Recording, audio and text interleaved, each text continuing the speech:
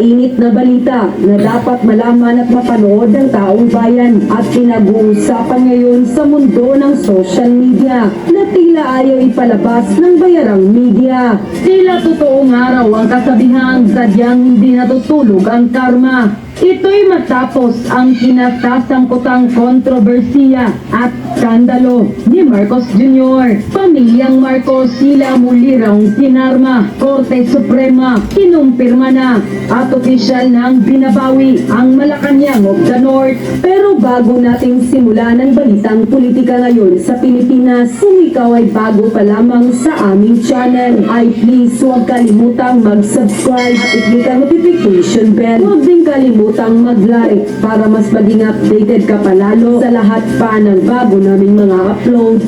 Tila totoong araw ang kasabihang sadyang hindi natutulog ang karma matapos ang umano'y panggigipit at tila panggurgor sa pamilyang Duterte, lalong-lalo na sa pangalawang pangulo na si Sara Duterte, na tila pinaulanan ng walang katapusang samut-saring pangbabatikos ng administrasyon ngayon. Sa wakas, gumagana pa rin pala ang judiciary sa Pilipinas. Pamilyang Marcos tila muli raw kinarma. Kamakailan lamang, kinumpirma na at idiniklara na ng Korte Suprema na ang 57.68 hectares na property ng pamilyang Marcos sa barangay Subapaon, Ilocos Norte ay pinatunayang ill-gotten wealth at ipinag-uutos pa ng Korte Suprema na ibalik na ito. Ayon pa sa balita na inilabas ng Korte Suprema, SC Marcos family's power property ill-gotten. The Supreme Court EC has ruled that a 57.68 hectare property in Barangay Subapaw, Ilocos Norte, owned by the Marcoses, constitutes ill-gotten wealth in a decision penned by Associate Justice Marvic Leonen. The ECN Bank ruled as unconstitutional the 25-year lease agreement signed on December 20, 1978 between the late President Ferdinand Marcos Sr. and the Philippine Tourism Authority, PTA. The power property, which was leased at a low rate of just 1 peso per year, was intended for the development of the Power Lake area, but the High Court noted in its verdict that there was no evidence to support Marcos Sr.'s ownership of the land at the time the lease was executed. The AC also stated that Poway Lake and its surroundings are part of National Park, categorizing the land as public property that cannot be privately appropriated.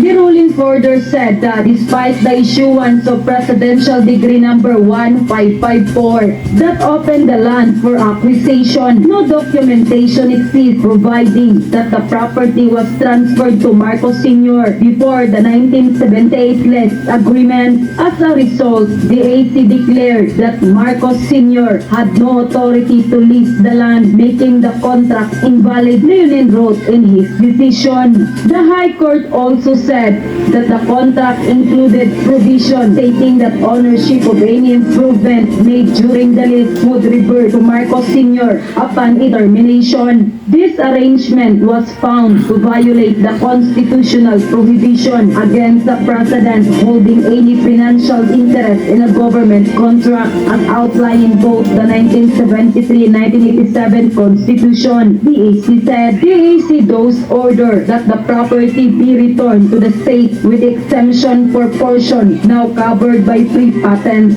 Unquote. Ngayong tila hinatulan na at napatunayan na ng Korte Suprema na tila ilan sa mga ari-arian at pera ng pamilyang Marcos ay kinukonsindira na ill-gotten wealth. Ano kaya ang masasabi rito ni Pangulong Marcos Jr.? Aware na kaya siya sa pinag-utos at desisyon ngayon ng Korte Suprema?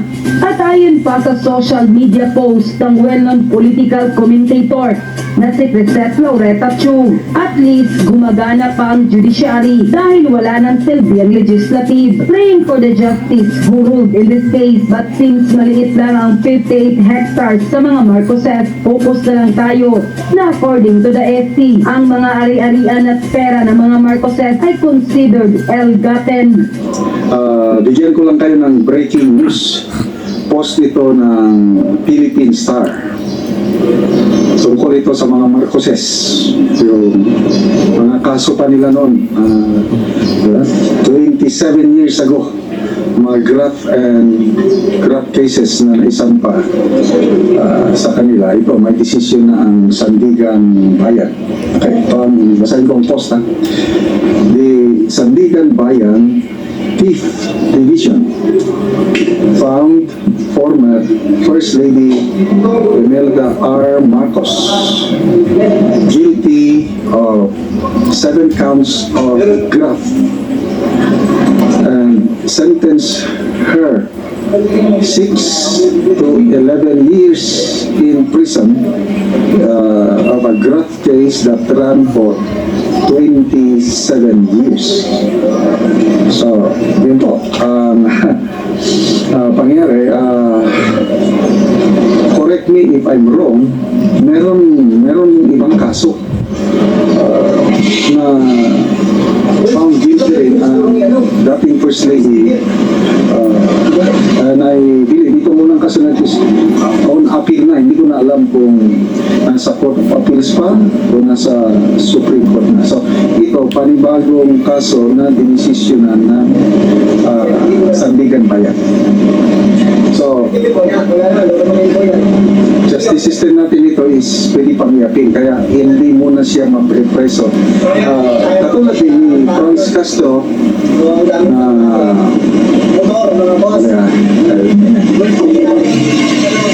katulad ni Franz Castro, convicted na siya sa RTC ng child trafficking by child abuse. Hindi ko siya nakulong dahil in appeal. So, I am very sure ito, i-a-appeal ng Marcos family akyat sa Court of Appeals hanggang makarating pa sa Supreme Court. Tignan po tayo. Ano pa? Yung ano pang mga kaso na maaalala ko? Yung tax evasion case. Diba, election issue ito nung May 2022 na election. Yung desisyon na ng Supreme Court na ang mga Marcoses magbabayad na how much, nakalimutan ko na. Ang hirap, depensahan niya na muna. Ang paliwanag is hindi, kinukumpir pa ng mga abogado. Kasi convicted talaga ang Marcos family ng tax evasion case. So, dito na naman. Sa yan, ako noon na, nabilib ako sa Marcos family. Kasi, ang ganda ng ginawa ng Pangulong Marcos Sr. Although, hindi rin perfect ang kanyang administration, kaya may mga ganitong pangyari. So, akala ko, hindi sila corrupt. Ito na nangyayari na desisyon na ng korte, although wala pang final hatol ng Korte Supremo, kailan dito mo na makita akala ko maganda ang palakad, kailan itong ginagawa ng anak, wala na. Don't know kung anong mangyari. Okay, yung binasa kong mga comments is pwedeng bigyan ng pardon kasi ang presidente, anak ang presidente, pwede ba siyang bigyan ng pardon? Oh yes. Anong tawag doon? Presidential pardon.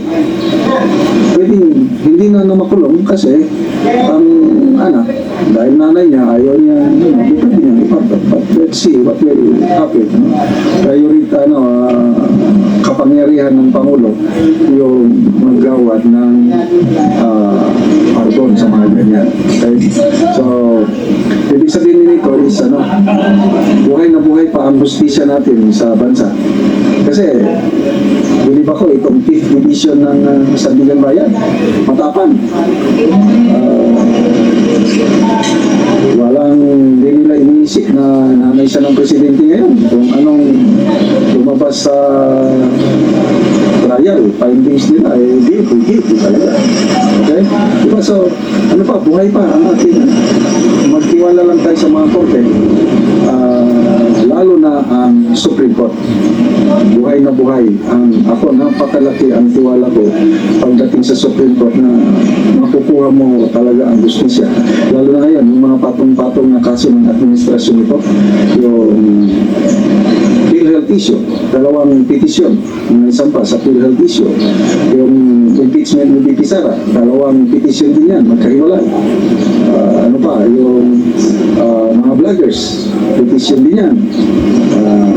Ano pa yung isang kaso, limutan ko na yung isa pang kaso, basta pitong kaso na, pitong petisyon na ang naisampa sa Supreme Court laban sa administrasyon dito, at karamihan yan involves yung pag-manage ng finances sa ating bansa, at ang pinakamalala yung ginawa nila sa budget for 2025 na considered most corrupt budget in our nation's history. So, what will happen? Na-release na ang 65% budget, Marso pa lang. Paano kung i-desisyon ng Supreme Court na constitutional? Na-release ng pera, nagastos na. What will happen? Magkakaroon ng, I don't know, sana maayos ka ganun. Pag-usapan natin itong post ni Brigadier General De Leon tungkol ito sa kawawang kalagayan ng mga sundalo natin. Pinangakuan sila ng increase sa kanilang daily food allowance. Hanggang ngayon, wala pa rin. Ito, sabi ni General De Leon, basahin ko ang post hayan. According to the Armed Forces of the Philippines, the 350 pesos subsistence or food allowance for soldiers have been successfully incorporated into the signed 2025 General Appropriations Act. Yehey! Okay, the question now is, when is it going to be successfully released so that the soldiers can successfully enjoy it? Diba, it was successfully pinagyaban about by Martin Romualdez in front of general officers that resulted into a successfully extracted commitment of we will watch your back. Mamaya, iparinig ko sa iyo itong tawag ni Speaker Martin Romualdez kay AFP Chief of Staff General Browner tungkol itong pangakong increase pagkain allowance ng mga sundalo. Kung sa bagay, habang hindi pa nare-release yung budget, pwede naman ulamin muna ang piniritong budget. Wow! Ano kayang lasa ng piniritong budget? Budget gisado? Tinortang budget? Pinak budget o pinakbet? Pinak budget? Nilagang budget? Inihaw na budget? Kinilaw na budget? At sinampalukang budget? Martin Romualdez, anak ng baka, bulahan lang ata tayo Marso na. Bukas, kahapon siya nagpost Marso na ngayon. Wala pa rin yung pinangako. Ito na yung tawag ni Speaker Martin Romualdez sa mga sa mga generals natin. Ano niya?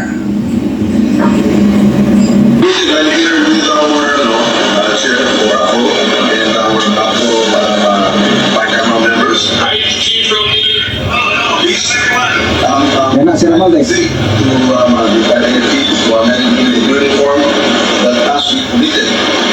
Subsistence daily allowance from 150 to 350 has not only been approved but it's been approved and it's being signed right now. We will ratify by Common Report sa please step Palakpak. Kasi approve na daw ang budget that's all fake news.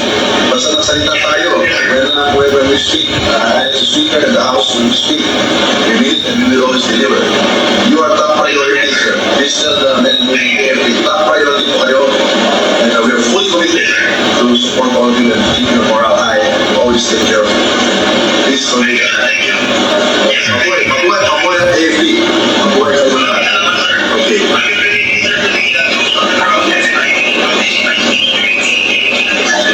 So, to decide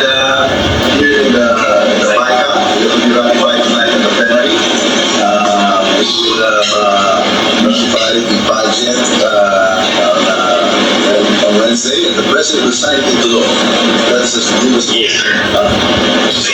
just want to allay any fears that there was anything other than what we have completed with somebody to you and to the troops. Mabuhay. We look forward to our fellowship on the 13th. Okay. Mabuhay. Merry Christmas to all. Thank you. Yes. More will be coming. We'll be looking for more ways to support the troops. Assure them. We assure them more for next year as well. Thank you.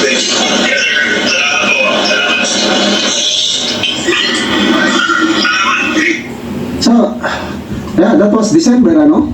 And ako, personally, nung marinig ko yan, tuwan-tuwa din ako.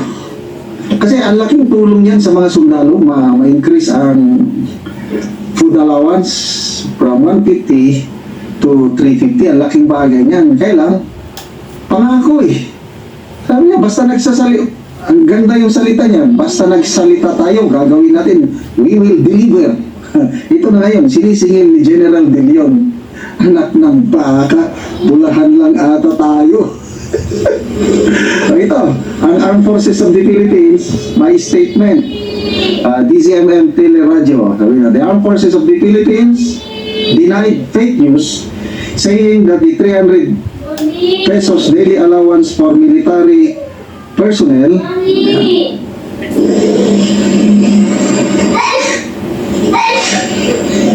was not approved. So no problem, approved. Sabi ng AP, contrary to these misleading reports, the 350 daily allowance increase has been successfully incorporated into the approved 2025 General Appropriations Act ayon sa AFP. So, ano yun? Hanggang papel lang, approve lang. Ang sundalo, kailangan niya cash. We need cash. Kaya nga, nakakatawa itong si General De Leon. Pwede. Sige. Ang ulam ng sundalo, piniritong budget. Ano kaya kung kayo ang sundalo? Pinangakuan kayo. In-expect mo na. January, wala. February, wala. Marso na ngayon. Anong pakiramdam ng sundalo ngayon? O, di ba? Masaya ba sila? O, meron ng ano. Anyway, sana. I-release na yung pondo. Kaya approve naman kaya. Bakit? Nasaan ang pera kung approve? Kaya ang problema kung wala ng pondo, wala ng pera. Pag-usapan natin ngayon ang mga post ni Brigadier General De Leon tungkol sa kawawang kalagayan ng ating mga sundalo at ang pangako ni Speaker Martin Romualdez. Ito, una niyang post. Sabi niya, to those who know the whereabouts of Martin, remind him of his promise 350 subsistence allowance for soldiers. Promise. Last December ito, pinagmayabang niya. And then ito, another post ni General De Leon, nagpapatulong siya kay CIDG Chief Major General Torre. Sabi niya, I am earnestly requesting Police Major General Torre to look for the heartbeat of Martin Romualdez. If found, please inform Martin that the whole country in general and the armed forces of the Philippines in particular are waiting with bated breath and unbridled excitement for his well-documented and widely announced increase in the soldiers' subsistence allowance to 350 pesos. Marso na ngayon. Enero, dumaan ng Enero, wala. Ang mga sundalo naghihintay. Kasi promise eh. Ang laking bagay yun, yung 200 pesos. Kasi 150 dati, dinagdagan ng 200 per day. So 350 na ngayon. Malaking bagay yun sa ating mga kasundaluhan. Kasi yung 150 per day ngayon, hindi ka na mabubusog. So ano yun? Take 50 per meal. Paano ka? Sundalo ka, pupunta ka sa bundok, hanap ng kalaban ng bansa, 50 pesos per meal ang budget mo. Wala na talaga. So, kung matupad sana yung pangako, madagdagan ng 200, tatanggap niyo si sundalo 350 per day, malaking bagay yung matutuwa ang mga sundalo. Ang problema, nasaan na yung pangako? Wala pa rin. Yeah, well documented ito. Ang daming videos na research ko, tinag ko lang. Martin Romualdez, promise, increase subsistence allowance of soldiers. Ang daming lumabas. Unahin natin dito, ha. Ito.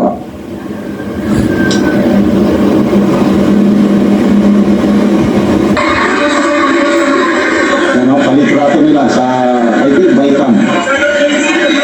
After Baikam. Ito na, interview sa media.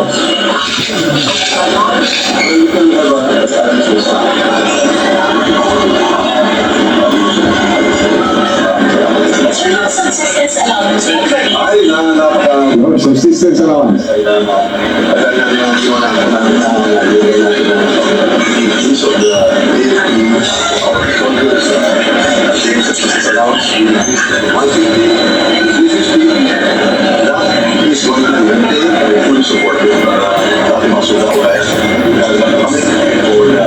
I'm one of the soldiers going away with daily subsistence allowance increase from 150 to 350 translates to almost 10,500 pesos.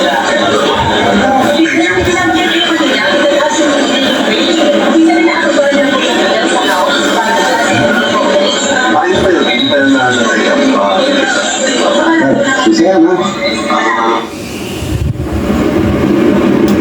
Pero ba, yung pagtawag niya kay General Browner, iparinig ko ulit sa inyo para ito.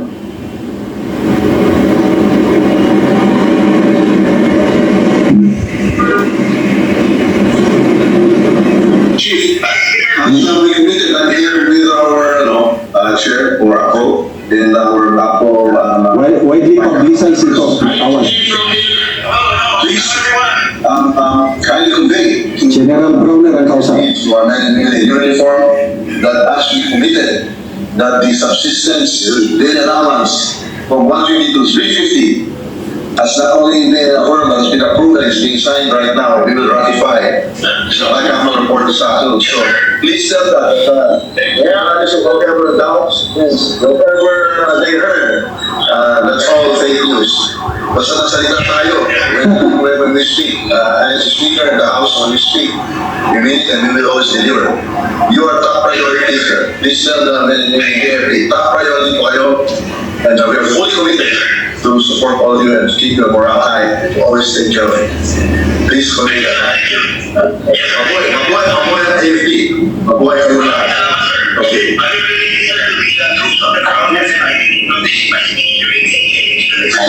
So the design here in the BICA will be ratified tonight in the plenary.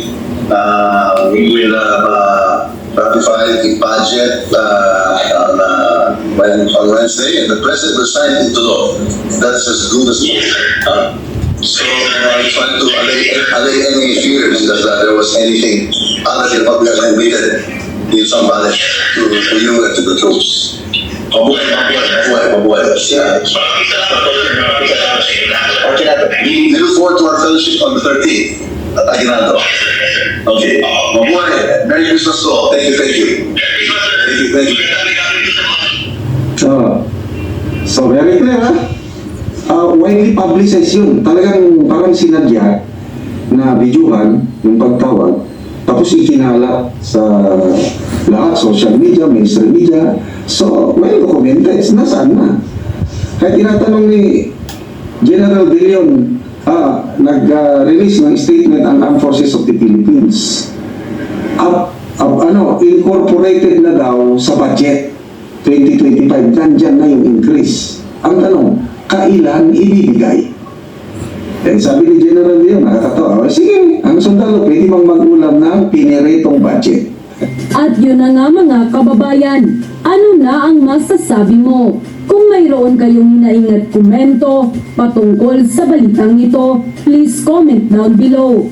Pag-uusapan natin yan sa comment section. At kung nagustuhan nyo ang video, ay huwag kalimutang mag-like at i-share na din para mas marami pang makaalam at umabot ito sa marami sa ating mga kababayan.